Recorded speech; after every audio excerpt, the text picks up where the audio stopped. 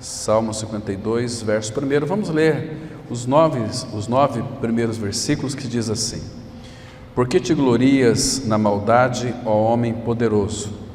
Pois a bondade de Deus dura para sempre. A tua língua urde planos de destruição. É qual navalha afiada, ó praticadora de enganos. Amas o mal antes que o bem. Preferes mentir a falar retamente. Amas todas as palavras devoradoras, ó língua fraudulenta. Também Deus te destruirá para sempre. Há de arrebatar-te e arrancar-te da tua tenda e te extirpará da terra dos viventes. Os justos hão de ver tudo isso, temerão e se rirão dele, dizendo: Eis um homem que não fazia de Deus a sua fortaleza, antes confiava na abundância dos seus próprios bens e na sua perversidade se fortalecia. Quanto a mim, porém, sou como a oliveira verdejante na casa de Deus. Confio na misericórdia de Deus para todo sempre. Dar-te-ei graças para sempre, porque assim o fizeste na presença dos teus fiéis. Esperarei no teu nome, porque é bom. Vamos ter uma breve palavra de oração, irmãos. Pai, nesta noite tão graciosa, nós te damos graças pela liberdade que nós temos de cultuar o Senhor. Te louvamos, ó Pai, porque a Tua palavra ela está aberta para nós e nós carecemos da revelação do Teu Espírito, do trabalho do Teu Espírito em nós, nos dando sabedoria, espírito de sabedoria e de revelação para vermos além da letra do Senhor. Pai, que esse tempo não seja mais apenas um tempo de apenas um conhecimento bíblico, Pai, mas nós queremos conhecê-lo a Ti, Senhor. Então se revela a nós, se manifesta a nós, fala aos nossos ouvidos, abra os nossos olhos para que possamos enxergar claramente toda a realidade espiritual que o Senhor tem para nós nessa noite. Por isso pedimos a Tua bênção para este ambiente, que nós sejamos e estejamos concentrados aquilo que vai ser dito. Tem misericórdia de nós, Pai. Em nome de Cristo nós oramos. Amém. Irmãos, a Bíblia, nesse salmo aqui, claro que ela está relatando o episódio de Davi e os sacerdotes de Nob, quando Doeg, ele estava presente e ele viu quando o sacerdote Aimeleque, naquela época, deu pães consagrados a Davi e também deu para Davi a espada de Golias. Davi fugiu de Saul e foi lá na casa de Aimeleque, que era o sacerdote, tinha ali muitos sacerdotes também.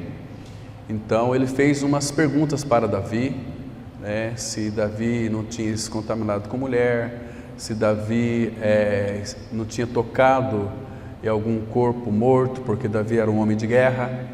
Então Aimeleque ofereceu para Davi os pães da preposição. Até o Senhor Jesus fez menção, confrontando os fariseus lá no Novo Testamento, porque os discípulos, eles não comiam, eles comiam por lavar as mãos, e era no sábado também, Então o Senhor Jesus fez uma menção deste episódio. Vocês não se lembram quando Davi fugia de Saul, foi lá na casa de Aimeleque? Então Aimeleque deu a ele os pães da preposição, e Davi comeu e os outros também comeram. Mas, queridos, nós vamos focar um pouquinho aqui em Doeg. Era alguém que ele estava ali na casa de Deus, mas ao invés de ele aproveitar esse tempo que estava lá para adorar o Senhor, para prestar culto ao Senhor, ele estava assim observando tudo para falar mal em seguida. Era uma pessoa que aqui Davi, pelo Espírito, condena a língua fraudulenta, a língua que muitas vezes tem os interesses por detrás, quer uns benefícios por detrás, então ela faz de tudo jogando um contra o outro, mostrando as fraquezas dos outros. E Doeg, na realidade, era um delator. Delator, vocês sabem que nós conhecemos quando alguém faz uma delação premiada, que a pessoa ela foi pega, então, para ela fazer a sua delação, denunciar as outras pessoas, ela terá um benefício. Então, assim era Doeg. Então, ele fazia delação para ter os seus benefícios próprios. E ele usou uma linguagem bajulenta, uma linguagem destruidora, né? Porque um dos maiores problemas que nós temos no meio cristão, se nós formos sinceros conosco mesmo, é a língua desenfreada. Nós temos uma cócegas debaixo da língua para, quando nós sabemos de um boato, às vezes nós nem vamos a fundo para saber se aquilo é verdade ou não, mas nós já começamos a lançar, através da nossa língua, palavras. É igual você abrir um saco de pena e lançar penas ao ar. Como é que você vai catar depois aquelas penas? Então Doeg estava ali, na casa de Deus da época, mas para observar tudo que estava acontecendo, mas ele era uma pessoa que queria ter um posto muito elevado. Ele trabalhava para Saul, tinha um cargo muito bom, muito significativo naquela época, mas ele queria mais, agora ele não sabia como. Então, quando Davi, naquela oportunidade, chegou lá na casa de Aimeleque, quem que estava lá? Doeg. E observando tudo. Então, irmãos, trazendo para os nossos dias, como Doeg fez uma delação para Saul a respeito de Davi, ele foi muito astucioso, porque Saul também deu uma abertura muito interessante. Nem meus filhos, quando o meu filho fez aliança com Davi, nenhum dos meus que sabia fizeram essa delação para mim. Então eu fui traído. Olha só, irmãos, aquele que era rei de Israel, que tinha perdido seu reinado já, porque Deus havia escolhido Davi. Então a pessoa se tornou uma vítima, e ficava lamuriando, e ficava querendo que alguém então tivesse do lado dele para fazer cafuné ali no seu pescoço, E hoje não é diferente, porque as pessoas, hoje a maioria das pessoas, irmãos, elas não sabem controlar aquilo que elas estão falando. É muito difícil nós controlarmos a nossa língua. A nossa língua, ela tem um poder de destruição muito grande. A nossa língua é terrível. Até parece que quando o nosso homem velho foi crucificado, parece que a língua não foi. Parece que a nossa língua não foi pregada na cruz, no corpo de Cristo, com Cristo. A nossa língua parece que, eu achei interessante algum tempo atrás, quando uma pessoa veio falar para mim, tem pessoas que quando morrer tem que ter 2 caixão, uma para o corpo e outra para a língua. Irmãos, é tão duro quando você descobre que uma pessoa, ela fez ou lançou algumas palavras para as outras, ferindo você. Isso é terrível, dói, machuca, fere. A língua, ela fere, a língua causa uma destruição terrível. Nós vamos ver depois aqui a que ponto chegou Doeg, Então, queridos, muitas vezes as pessoas que falam demais, elas começam a falar coisas inconvenientes. Faz um grande risco. Depois ela tem que inventar outras coisas para poder tentar apagar de alguma maneira aquilo que ela falou, mas elas falam, coisas que não deveria ter falado. Agora, irmãos, Tiago, ele traz um assunto muito sério a respeito da língua. Eu queria que os irmãos acompanhassem comigo, capítulo 3, para que os irmãos tenham uma ideia assim. Nós já conhecemos esse texto, mas aqui em Tiago capítulo 3, do versículo 6 até o 8, vamos ler com bastante atenção, vou ler compassadamente o mal que a língua ela faz. Então, ele diz assim, então Tiago, ele está falando aqui de experiências que ele conviveu no meio dos discípulos, Havia ali muita gente mentirosa, e naquela época já havia muita gente bajuladora, porque a essência do ser humano é a mesma do que a nós, só que hoje nós fomos mais aperfeiçoados no processo educacional, mas a natureza é a mesma, a forma de falar é a mesma. E aí ele diz assim, no verso 6, ora, a língua é fogo, é mundo de iniquidade. A língua está situado entre os membros de nosso corpo e contamina o corpo inteiro. E não só põe em chamas toda a carreira da existência humana, como também é posta ela mesma em chamas pelo inferno. Pois toda espécie de feras e de aves, de répteis e de seres marinhos se doma e tem sido domado pelo gênero humano. A língua, porém, nenhum dos homens é capaz de domar, é mal incontido, carregado de veneno mortífero. Este veneno mortífero, claro que nós sabemos que é da serpente que inoculou em nossas correntes sanguíneas. Então todos nós temos uma tendência, irmãos, de usar a língua para aumentar, para dizer coisas que são inconvenientes.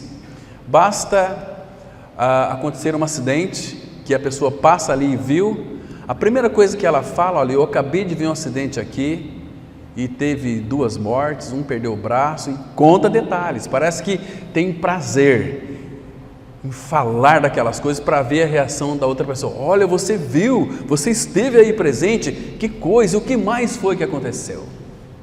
Percebe, irmãos, que isso aqui, qualquer um de nós temos essa tendência de falar. É quando a pessoa chega para você e diz o seguinte, olha, eu vou te contar uma coisa, mas é segredo.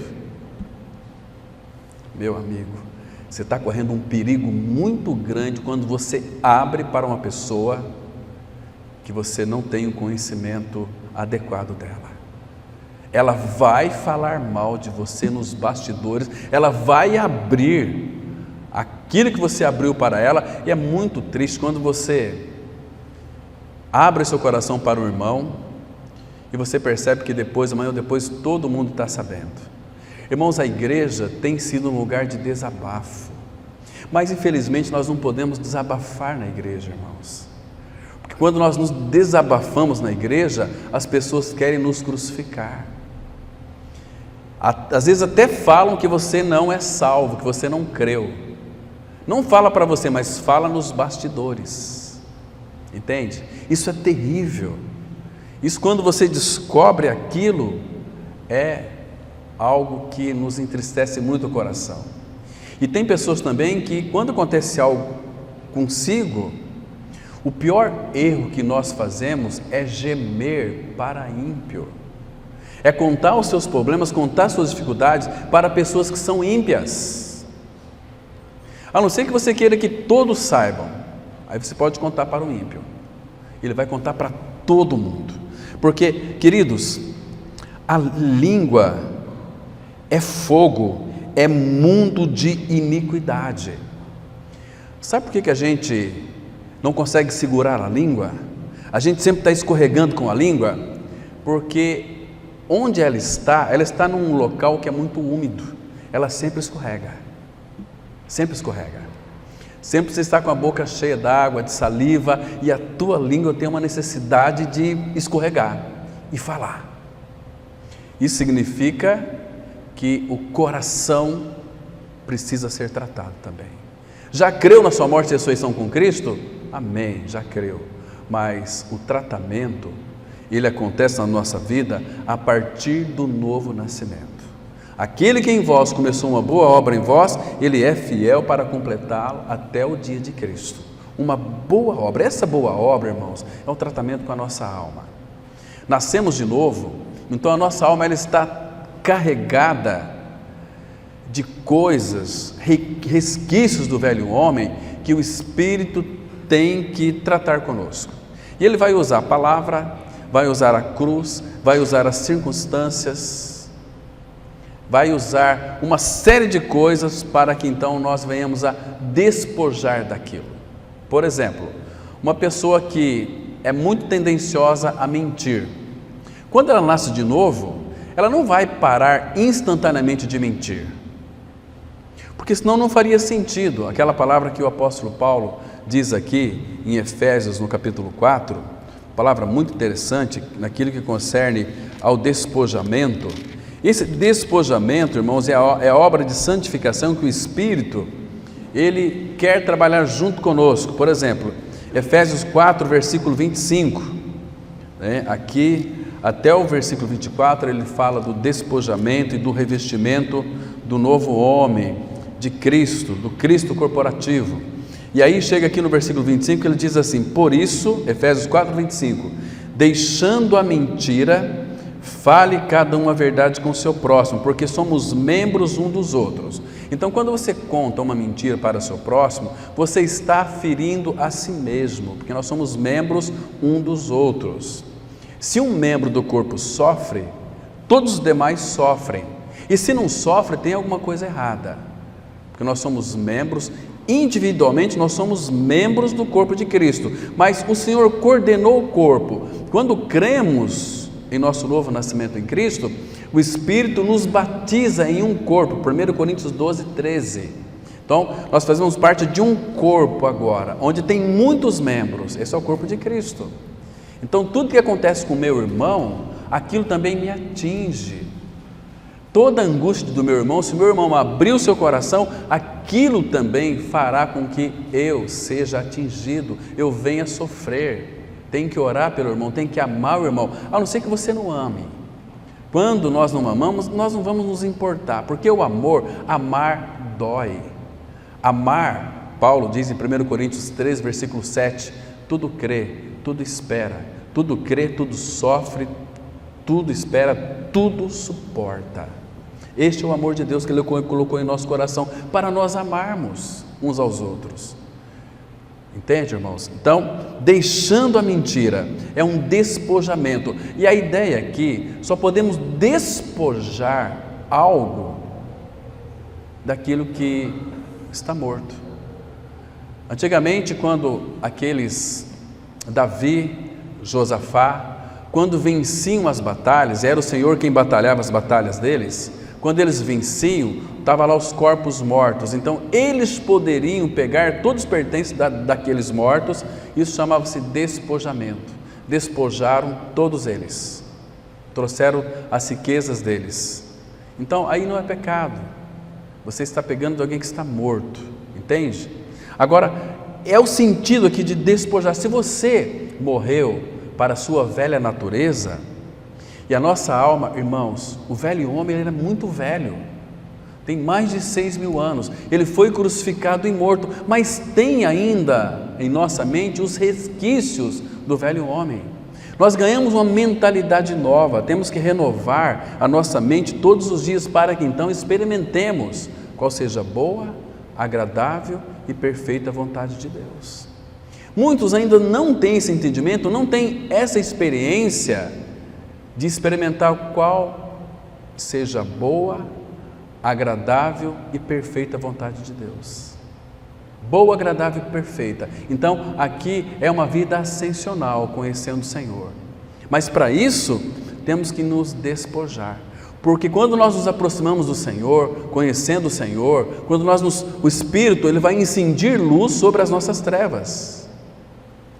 Ele vai mostrar para nós, pela luz do Senhor, é como que Ele abrir a porta do nosso coração, não para nos acusar, mas para tratar conosco. O coração está relacionado no campo da alma, das emoções, dos pensamentos, das vontades. Então, Ele vai expor isso para nós, mas de uma forma tão carinhosa, de uma forma tão amorosa, que nós vamos dizer o seguinte: por que eu estou ainda mentindo?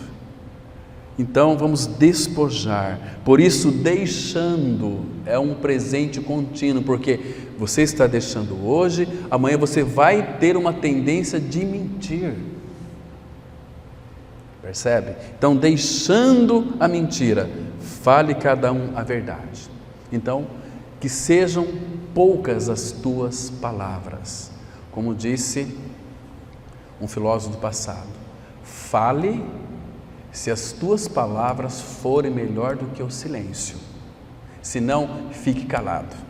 Mas nós temos uma tendência de querer se apresentar, de se aparecer, de chamar atenção para nós. Um cachorrinho, se você não dá atenção para ele, ele fica pulando em você, pulando em você. Agora imagina nós somos carentes de afetos, e precisamos de chamar atenção, e às vezes nós queremos falar demais, começamos a contar vantagens. A cruz, o dia que nós entendermos a cruz ela tem dois aspectos. A obra na cruz nos liberta do pecado, e o caminho da cruz é para nos ajudar a despojar de todas essas coisas aqui. Quando a cruz opera profundamente, nós vamos entender que para nós sermos o primeiro, temos que ser o último, final da fila, lá atrás. Quem gosta de ser o último? Ninguém, irmãos. Nós queremos estar em evidência, nós queremos estar na luz da ribalta, como Elias. Vocês se lembram de Elias? 1 Reis capítulo 17, o Senhor pediu para que ele desse um recado para o rei Acabe. Ele disse para o rei Acabe, na luz da ribalta. Ele entrou naquele palácio, entrou e falou direto para o rei: durante 3 anos e meio não vai haver chuva segundo a minha palavra. E saiu, e deu o recado. Olha só, todos ali reconheceram Elias como um profeta de Deus. Mas sabe o que aconteceu com Elias? Deus diz para ele: sai daqui, retira-te, vai para o deserto. E Elias foi. Estava na luz da ribalta, no palácio, dando um recado para o rei do Senhor, e agora Deus manda o seu profeta ir para o deserto.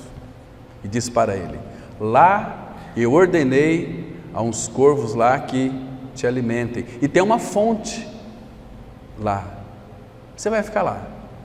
E Elias obedeceu ao Senhor, ele estava onde Deus havia mandado que ele estivesse, e a palavra fala que a fonte secou.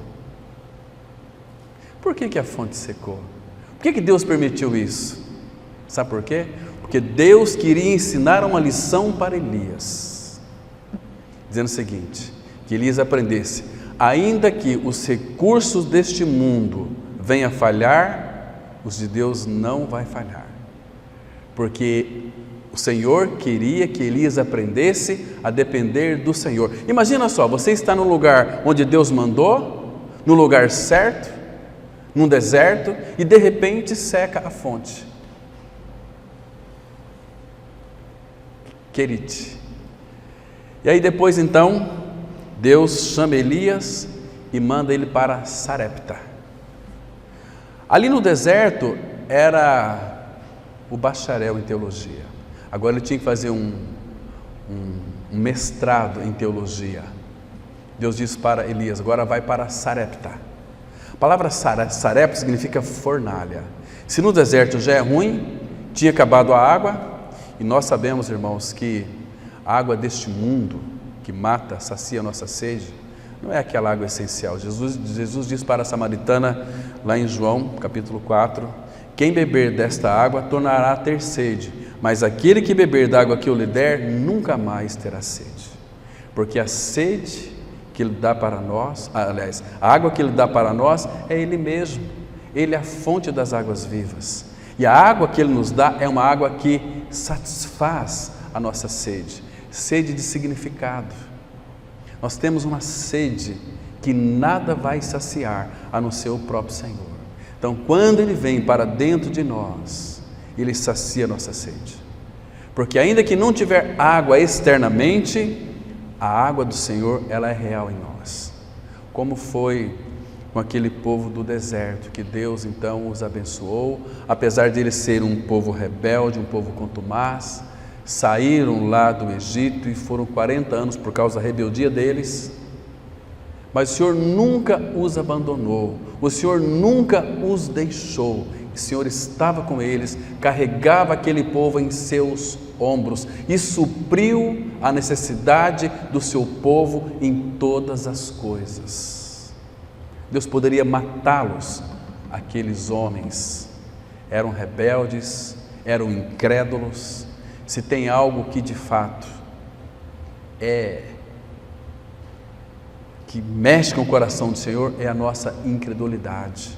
Vocês sabiam que quando nós pregamos a palavra de Deus, o Evangelho da graça, o amor de Deus, e as pessoas rejeitam, Deus chora.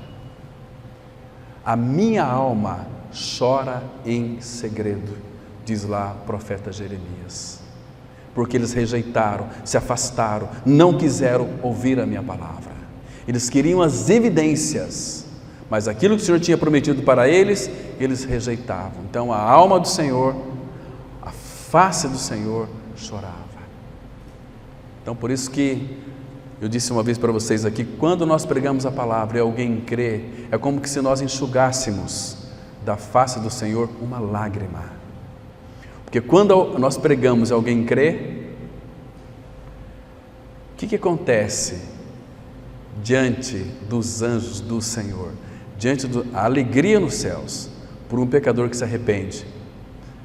A alegria diante dos anjos do Senhor. Mas quem que se alegra? É os anjos? Alegria diante dos anjos. Então, claro que o Senhor. Se é diante dos anjos, eu estou aqui. Então, diante de mim, tem alguém se alegrando. É o Deus e Pai.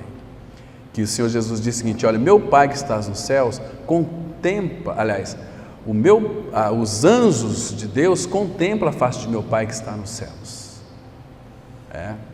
E tem que tomar muito cuidado com o anjo. Mas, irmãos, deixando a mentira, fale cada um a verdade com o seu próximo, porque somos membros um dos outros. Versículo 26: irai-vos e não pequeis. O que é ira? Ira é um sentimento. Ele não está proibindo a ira, porque Ele sabe que eu e você nós vamos ficar irados. O nosso Deus e Pai, Ele se ira. Quantas vezes no Antigo Testamento, no Novo Testamento, Deus se irou, mas é uma ira controlada. Percebe? Então, irai-vos e não pequeis. Não se põe o sol sobre a vossa ira, nem deis lugar ao diabo. Irmãos, eu sei que você já creu no Senhor Jesus, creu que morreu e ressuscitou com Ele, que Cristo é a sua vida, mas eu creio também que você já ficou irado, sendo um cristão. Deus não lhe condena você por isso, mas Ele quer, cada dia mais, tirar isso de você. Vamos ficar irados.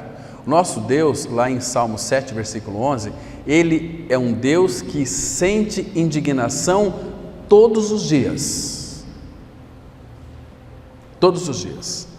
Irai-vos e não pequei. Aquele que furtava, não furte mais, antes trabalhe fazendo com as próprias mãos o que é bom, para que tenha com que acudir ao necessitado. Não saia da vossa boca nenhuma palavra torpe. Aqui nós sabemos que a palavra torpe é a ideia de peixe podre. Peixe podre. E sim unicamente a que for boa para edificação, conforme a necessidade, e assim transmita graça aos que ouvem. Gostei muito daquela ministração do irmão César aqui no domingo pela manhã, no sábado pela manhã, domingo pela manhã, quando ele tratou sobre a graça, mostrando a graça prática da vida cristã. Que todo homem, toda mulher que tem experiência dessa graça, que nos lábios do Senhor Jesus extravasou a graça, se Cristo é a nossa vida, então todo cristão tem os lábios graciosos, são pessoas charmosas, são pessoas amorosas, são pessoas que o seu falar é um falar temperado com sal. Não saia da vossa boca nenhuma palavra torpe, e sim unicamente que for boa para edificação conforme a necessidade. Se não tem necessidade, então fique quieto. Se uma pessoa estúpida, ignorante, chegar e for apresentada no nosso meio e nós estivermos conversando, ela ficar calada, Qual é a nossa impressão a respeito daquela pessoa? Aquela pessoa é muito inteligente, ela só observa. Às vezes uma pessoa estúpida.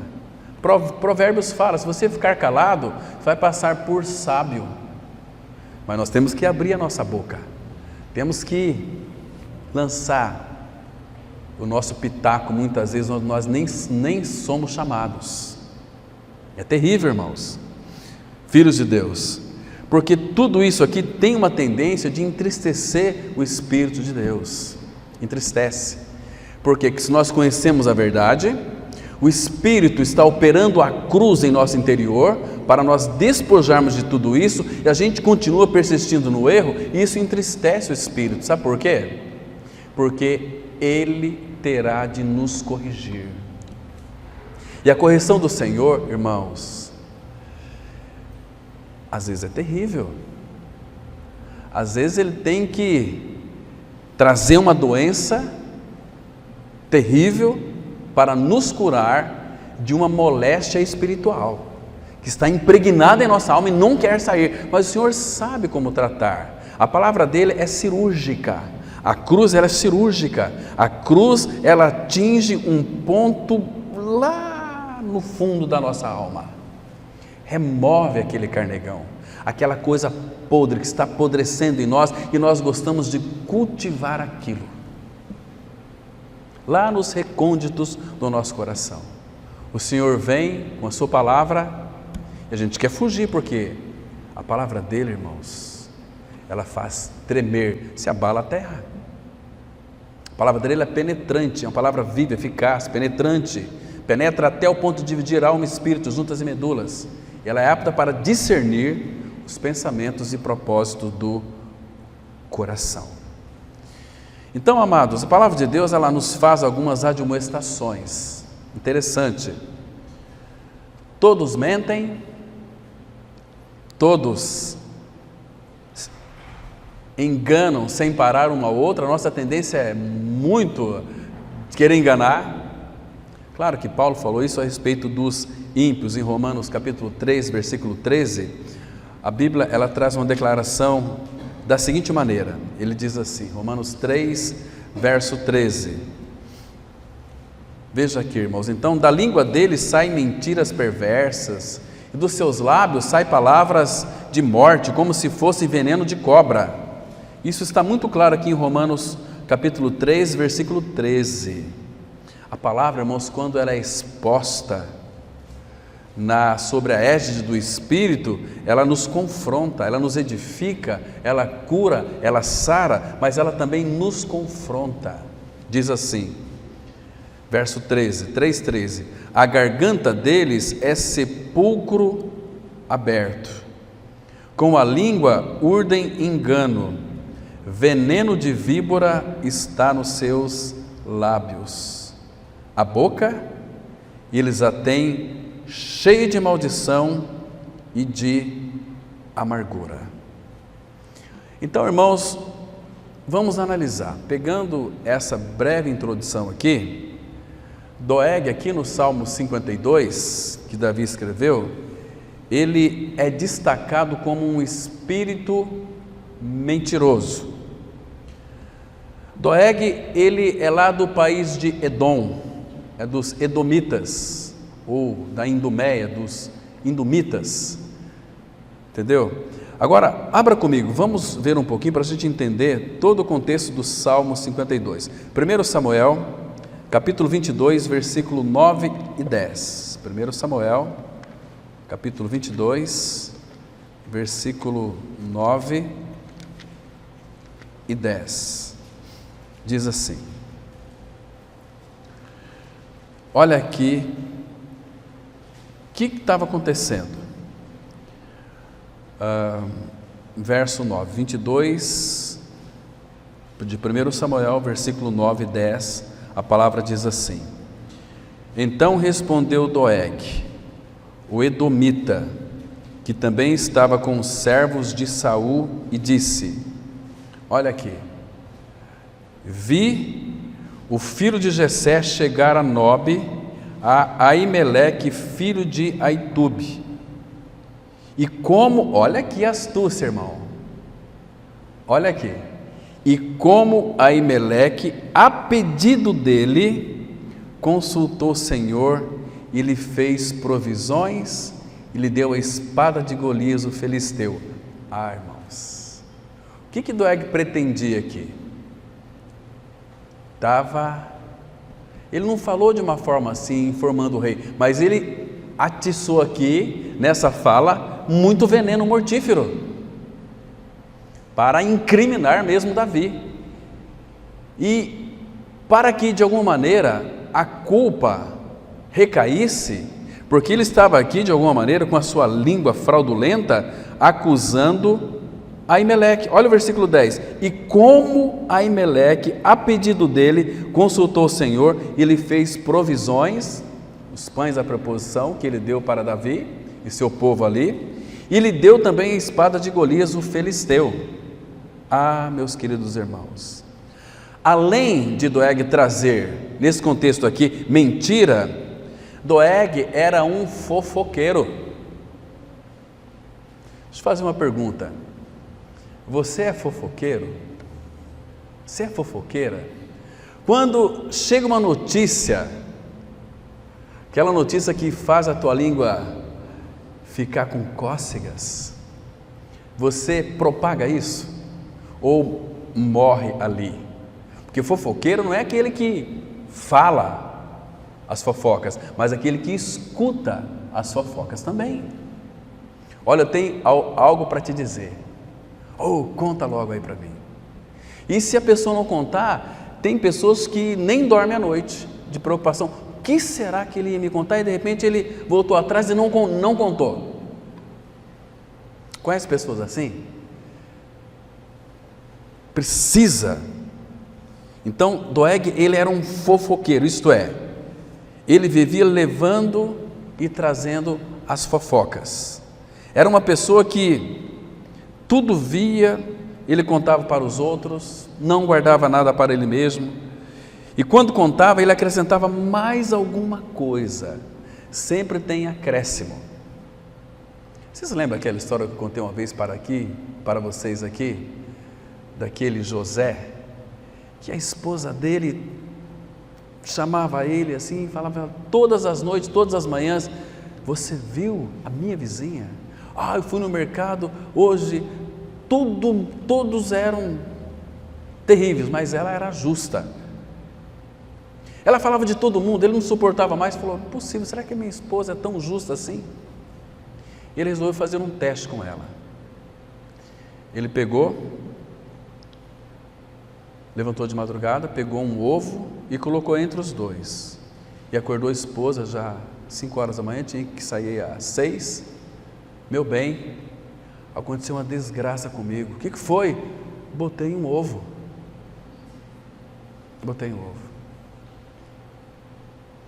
Ela ficou assustada, pasmada, acordou já, misericórdia, ficou sentada na cama assim, não quis nem se levantar, mas ele disse para ela: por favor, não conte para ninguém, é uma coisa terrível. E saiu para trabalhar e foi trabalhar. Ela tomou café, raiou o dia, ela sempre saía na porta da cozinha, olhava para lá e para cá: meu Deus, meu marido, o que aconteceu com ele? Que desgraça que foi essa? Como é que pode? E viu a vizinha levantando e foi ali. Não sei se eu conto ou não conto. Ela ficou 1 hora ali enrolando, até que chegou para a vizinha e falou: eu tenho uma coisa para te contar. Mas eu não vou te contar não, esquece. A vizinha: me conta. Não, esquece. A vizinha foi lá: me conta, o que é isso? Eu estou curiosa, eu quero te ajudar, por favor, sou tua amiga. Mas por favor, não conte para ninguém. Meu marido essa noite, de madrugada, não sei o que houve, mas ele botou um ovo. Aqui o ovo, aqui, ó, esse aqui. Vizinha, ele foi ao médico? Não foi trabalhar, mas por favor, eu precisava desabafar. Eu tinha que contar para alguém. Pode ficar tranquila, morreu aqui. A mulher foi 9h30 no supermercado e encontrou uma amiga, sempre tem, né? Essas amigas, uma conhecida, olha, você ficou sabendo o que houve com o marido da fulana de tal? Não, o que aconteceu? Ela me contou que ele botou 2 ovos. Aí passou no cabeleireiro, contou lá para uma outra amiga dela, e para encurtar a conversa, o José desceu do ônibus à tardezinha, 5:45, todo mundo ficou extasiado. Um amigo dele falou, começou a olhar por trás dele, está tudo bem, José? Está tudo bem. Mas o que foi? Ele tinha até esquecido. O que foi? Por que você está me olhando assim? José, é sério essa história? Que história?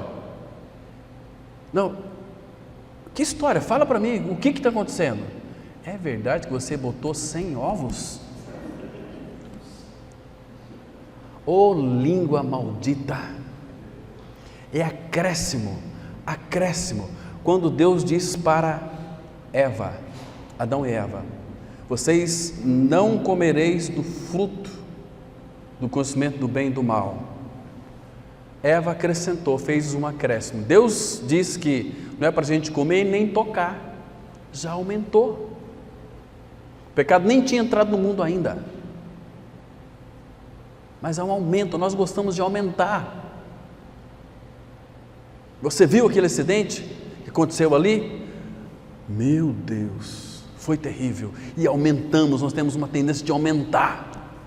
Por que, irmãos, que nós não pregamos a Cristo crucificado? Por que nós não levamos vida para as pessoas?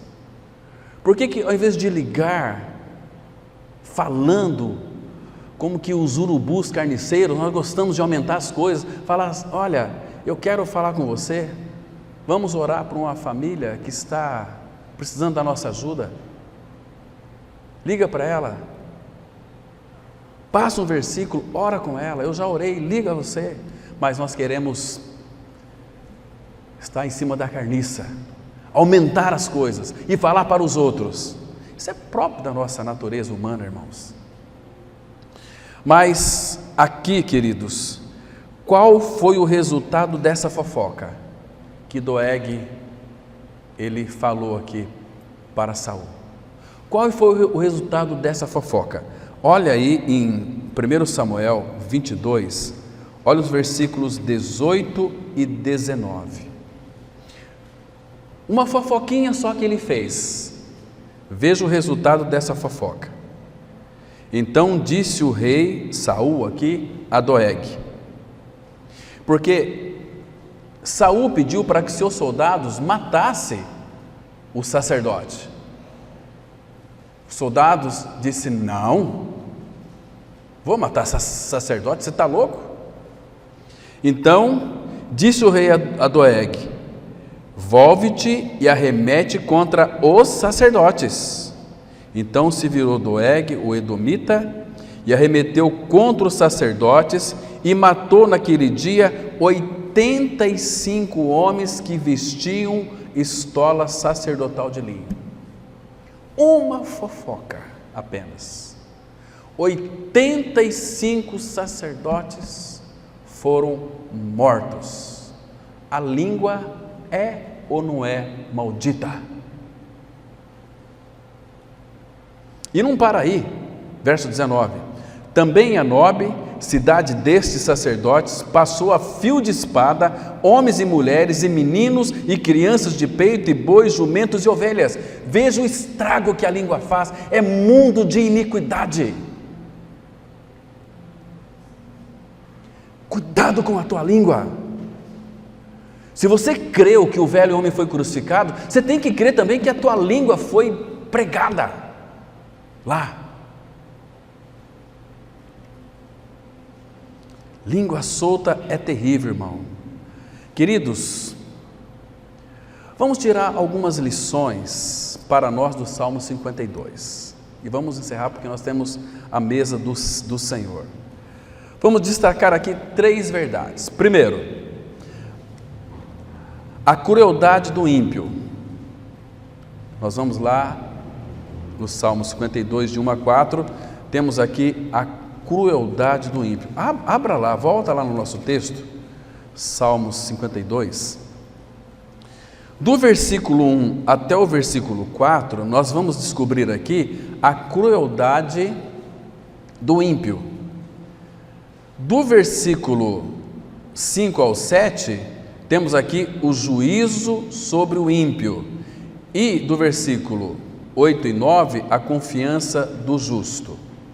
Irmãos, quem é o ímpio? O ímpio é aquele que não leva Deus em conta quando abre a sua boca para ferir com a sua língua, para mentir com a sua língua. Ele nem teme a Deus quando estende a mão para praticar o mal. Em primeiro lugar, ele se gloria na maldade. 52, verso 1. A parte A desse versículo diz assim, olha só, ele se gloria na maldade. Por que te glorias na maldade? Se gloria na maldade. E aqui, irmãos, o que é gloriar na maldade? É a mesma coisa como que escorar-se num bordão podre e estribar-se no poder político ou pujança da riqueza é uma consumada tolice. Hoje em dia as pessoas querem poder a todo custo, eles mentem, a língua fraudulenta, pessoas que se gloriam na maldade. Eu nunca vi tantas besteiras, e vou falar besteirol, de crentes cabeça de minhoca, defendendo um partido aqui, outro partido ali, levantando bandeira para esse, levantando para aquele, uma confusão. Eles estão apoiando o quê? Mentiras. O Senhor nunca pediu para nós tomarmos partido político, porque o nosso Deus é um Deus autocrata. Ele tem os governantes em suas mãos, Ele que institui e destitui. É Deus, não é nós.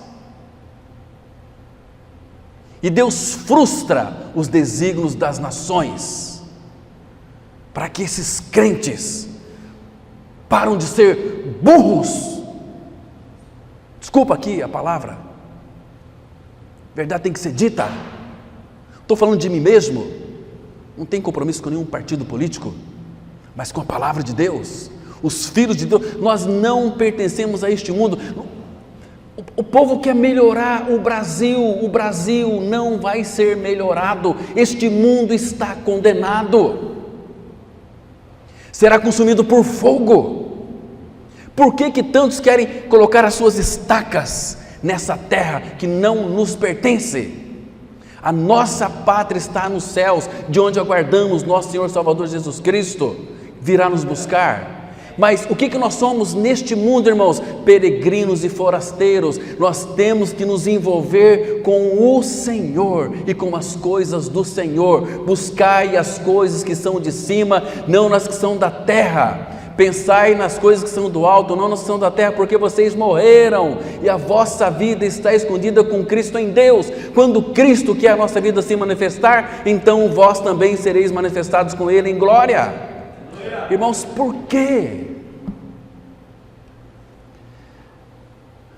Esses evangélicos criaram para eles um Deus tão minúsculo, um Deus impotente. Nós temos certeza que o nosso Deus, o Deus deles é o ventre, porque por detrás de tudo isso há interesses. Não é assim? Língua, por que te glorias na maldade, ó homem poderoso? Por que te gloria na maldade? Em segundo lugar, irmãos, ele tem uma língua destruidora. 52, verso 2. A tua língua urde planos de destruição, é qual navalha afiada, ó praticadora de enganos. Doeg, eu já me referi aqui, vou fazer uma reiteração. Ele era um delator, de onde nós conhecemos aquela palavra delação premiada. Você foi pego, mas você entrega todo mundo para ter benefícios. Ele queria benefícios. Qual foi a morte de Doeg? Ele morreu leproso. nos braços de uma feiticeira. Esse foi o fim de Doeg. Lepra saiu na testa. E ele foi procurar as feiticeiras. Vivia na casa de Deus. Igual tem muitas pessoas que pertencem ao templo, pertencem à denominação, mas não são filhos de Deus, não fazem parte do corpo de Cristo. Quem não está ligado ao cabeça não é corpo de Cristo. Irmãos, nós estamos vivendo a última volta do relógio de Deus. Tiago fala que o Senhor está com a mão na maçaneta. O Senhor está às portas. Ele está muito ansioso para vir nos buscar, porque Ele já nos espera há mais de 2000 anos e a igreja não está preparada ainda. Irmãos, esse ato de Doeg, esse ato maledicente, desembocou numa chacina de 85 sacerdotes. Que tristeza. Em terceiro lugar, ele tem valores morais invertidos. Olha o versículo 3. Amas o mal antes que o bem, preferes mentira a falar retamente. O ímpio se corrompe de tal maneira que ele inverte os valores morais, né? O ímpio ele se sente mais à vontade na mentira, aqui no versículo 3, igual ao porco na lama. Ele ama o que deveria odiar. Olha o versículo 4. Amas todas as palavras devoradoras, ó língua fraudulenta. Ama mentir, ama enganar, ama jogar um contra o outro. Você lê Provérbios 6, você vai ficar extasiado. Daqueles que semeiam contendas entre irmãos. Eu quero concluir dizendo, irmãos, que o justo, ele floresce na casa de Deus em tempos de calamidade. Olha só o versículo 8, a parte B, que diz assim: quanto a mim, porém, sou como a oliveira verdejante na casa de Deus. Que coisa mais linda. Casa de Deus, você sabe o que é casa de Deus? Não é esse templo de tijolos aqui, que muitos falam que é igreja. Isso nunca foi igreja, nunca será. Isso aqui é um amontoado de tijolos. A igreja são homens e mulheres que creram, que foram incluídos na morte de Cristo, que participaram daquela morte, que foram sepultados e ressuscitaram para viver uma vida nova, uma vida eterna, a vida de Cristo. Isso é maravilhoso. Agora, ele aqui no versículo 8, a parte B, diz que ele confia na misericórdia de Deus. Olha só, confio na misericórdia de Deus para todo o sempre. O justo, irmãos, ele rende graças a Deus, porque o justo floresce na casa de Deus em tempos de calamidade. Então, o justo rende graças a Deus porque as obras que ele espera sempre na bondade do Pai. Olha só o versículo 9, vamos encerrar. Dar-te-ei graças para sempre, porque assim o fizeste. Na presença dos teus fiéis, esperarei no teu nome, porque é bom. Então, irmãos, o justo, ele vive pela fé e espera ainda contra a esperança. Porque a nossa esperança não é aquela esperança que acaba na sepultura, é uma esperança que é além do túmulo, é uma viva esperança. Fomos regenerados para uma viva esperança mediante a ressurreição de Jesus Cristo dentre os mortos. Irmãos, é que Deus nos ajude pelo seu Espírito a sabermos controlar a nossa língua, porque domínio próprio é um fruto do Espírito que está em nós, para nós exercermos domínios, principalmente da nossa língua. Creia que você morreu. Quando você tiver vontade de contar um boato, creia que você foi crucificado, que você morreu, que Cristo é sua vida. Então, não saia da vossa boca nenhuma palavra torpe, e sim, unicamente que for boa para edificação. Amém. Que Deus nos abençoe, irmãos. Vamos orar. Pai, como somos gratos ao Senhor porque a Tua palavra, Pai, ela está carregada de instruções. Continue, Pai, nos abençoando, revelando e formando Cristo em nós. Porque, Pai, é na formação de Cristo em nós que podemos expressá-lo em sua totalidade. E o Teu desejo, ó Pai, é que nós tenhamos um falar gracioso, um falar temperado de sal, porque a nossa fala é a expressão do nosso coração. Se o nosso coração estiver cheio de Cristo, o que nós iremos falar é Cristo. O que nós iremos viver é Cristo. O que nós iremos pensar é Cristo. Que Cristo venha ocupar todos os nossos pensamentos, toda a nossa vontade, todas as nossas inclinações, que sejam para Ele. Pai, muito obrigado, Senhor, pela Tua palavra, muito obrigado por esse tempo de reflexão, e é em Cristo que nós oramos. Amém.